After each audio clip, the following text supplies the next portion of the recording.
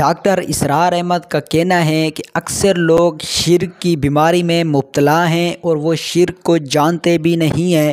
تو ڈاکٹر اسرار احمد کی ویڈیو بہت ہی ڈیٹیل کے ساتھ شرک کے متعلق بات کریں گا، تو یہ ویڈیو سن لیتے ہیں، کہیں ہم بھی اس بیماری کے اندر مبتلا تو نہیں ہے، کیونکہ شریعت میں بہت بڑا گناہ اور بہت بڑا ظلم شرک ہی ہے۔ تو یہ ویڈیو دیکھ لیتے ہیں، ڈاکٹر سے بہت ہی اس کو زبردست اور آسان لفظوں کے بارے میں آپ کو سمجھائے گا، تو دیکھ لیتے ہیں، پھر اسی پر بات بھی کرتے ہیں۔ شرک کی اقسام ہمارے علماء نے مختلف انداز میں بیان کی ہیں۔ ایک شرک فی العقیدہ ہے، عقائد میں شرک۔ ایک شرک فی العمل ہے، عملی شرک۔ ایک شرک جلی ہے، کھلا شرک، نمایاں شرک، واضح شرک۔ ایک شرک خفی ہے، وہ شرک جو چھپا ہوا ہے، جس پر کسی مفتی کا فتویٰ نہیں لگ سکتا لیکن ہے شرک۔ جہاں تک اس شرک کی شناعت کا تعلق ہے، اللہ تعالیٰ نے ارشاد فرمایا ان اللہ لا یغفر ان یشرک بہ، اللہ تعالیٰ اسے تو ہرگز معاف نہیں کرے گا کہ اس کے ساتھ شرک کیا جائے۔ وَيَغْفِرُ مَا دُونَ ذَلِكَ لِمَن يَشَاءُ، اور بخش دے گا، معاف کر دے گا جو اس سے کمتر ہے، جس کو چاہے گا۔ یہ بھی اوپن لائسنس نہیں ہے کہ باقی جو چاہو تم کرو، پیشگی معافی کا اعلان ہے، نہیں، جس کو چاہے گا بخش دے گا، لیکن یہ کہ شرک کو وہ معاف نہیں کرے گا۔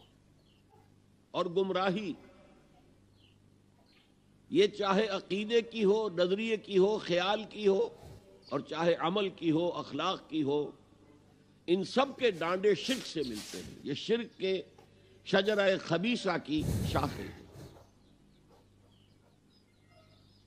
ایک اور عظیم حقیقت بھی میں چاہتا ہوں کہ پہلے سے آپ جان لیں۔ یہ شرک ہر دور میں نیا بھیس اور نیا لبادہ اوڑھ کر آتا ہے، اور اس کے لیے بڑی حقیقت بین نگاہ کی ضرورت ہے، جو ظاہری پردوں کو چیر کر حقیقت تک پہنچ سکے۔ ورنہ اکثر کیا ہوتا ہے کہ ہمارے اسلاف نے، بزرگوں نے اپنے دور کے شرک کو سمجھ کر، پہچان کر اس کے بہت ہی زبردست ویڈیو ہے، تو اس ویڈیو کو پورا دیکھیں۔ خلاف جو فتوے دیے، جو مذمت کی، بعد میں آنے والے ان سے تو اجتناب کرتے ہیں، لیکن جو خود ان کے دور کا شرک ہوتا ہے اس کی پہچان ہی انہیں نہیں ہوتی۔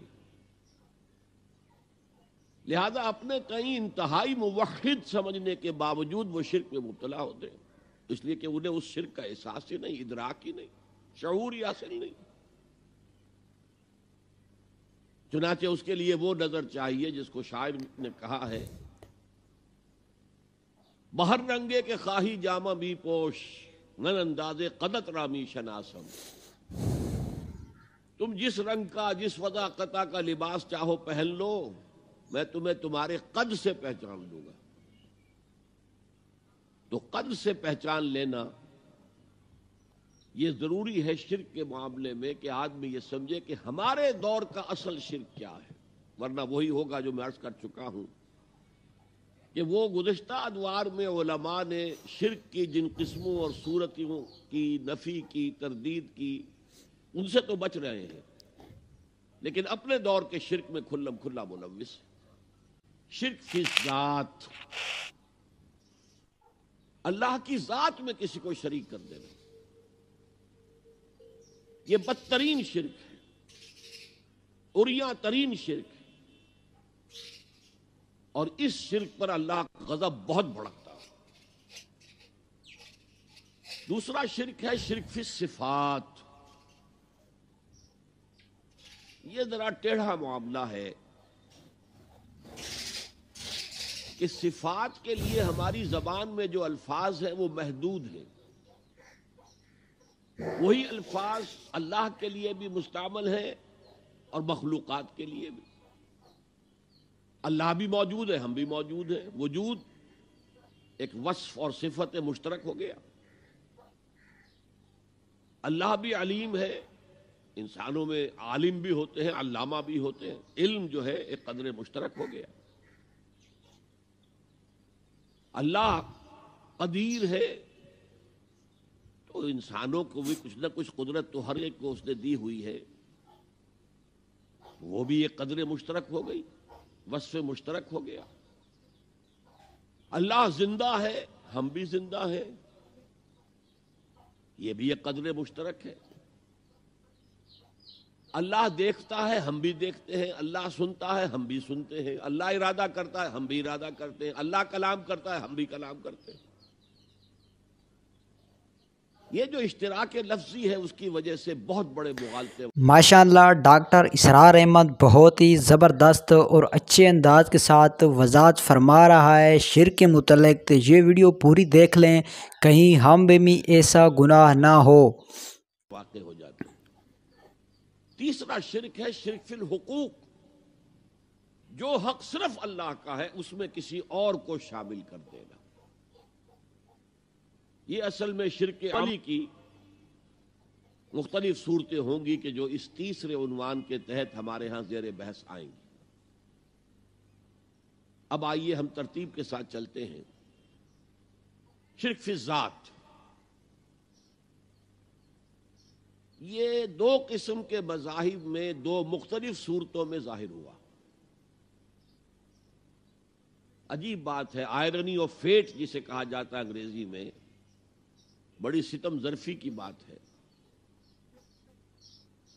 کہ اس کی بدترین شکل ان قوموں میں پیدا ہوئی جو انبیاء اور رسول کے ماننے والے تھے۔ حضرت ابراہیم کے نسل کے لوگ جو عرب میں آباد تھے، حضرت اسماعیل کی نسل کے لوگ، وہ فرشتوں کو خدا کی بیٹیاں قرار دیتے تھے، اور ان کی اکثر دیویوں کے نام مؤنث ہے، اسی لیے لات، عزا عزیز کا مؤنث ہے، منات، لات۔ وہ یہ سمجھتے تھے کہ یہ فرشتے ہیں اور فرشتوں کو اللہ کو بہت بیٹیوں کی طرح عزیز ہیں، یہ اللہ کی بیٹیاں ہیں، یہ ہماری شفاعت کریں گی اللہ کے ہاں۔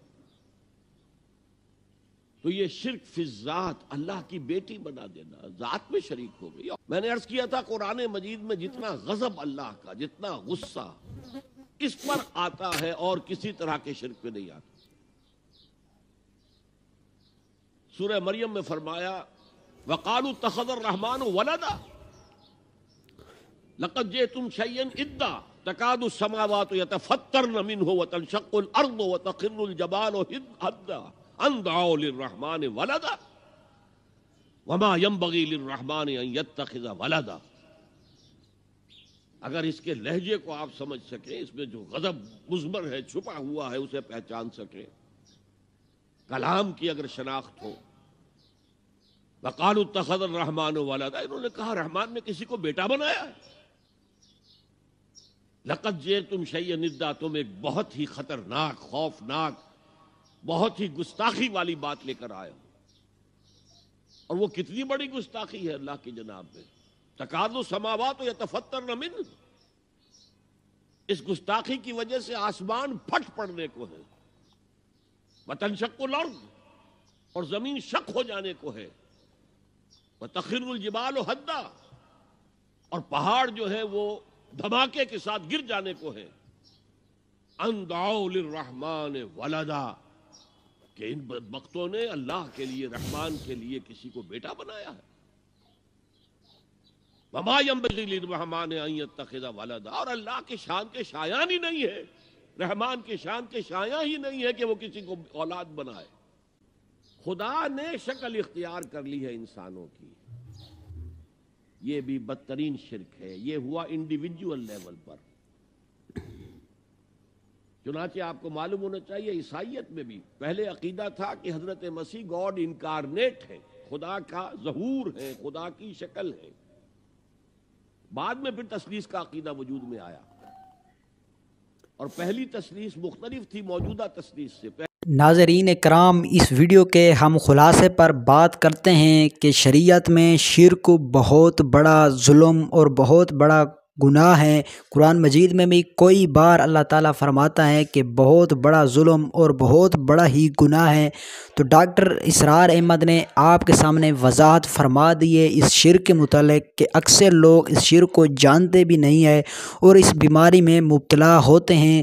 تو آپ نے اگر ویڈیو کو پورا دیکھا ہوگا، توجہ کے ساتھ سنی ہوگی، تو آپ کو بھی سمجھ آئی ہوگی کہ شرک کیا ہوتا ہے اور اس کی ساری ڈیٹیل اصل ہوتی کیا ہے، کیونکہ ڈاکٹر اسرار احمد آپ کے سامنے شرک کی گہرائیوں میں جا کر آپ کے سامنے آسان لفظوں میں وضاحت فرما دی ہیں۔ امید ہے کہ آپ نے ویڈیو بھی پورا دیکھا ہوگا اور اسی پر آپ عمل بھی کریں گے۔ تو اللہ تعالی ہم سب مسلمانوں کو اس شرک جیسی گندی بیماری سے پاک رکھیں۔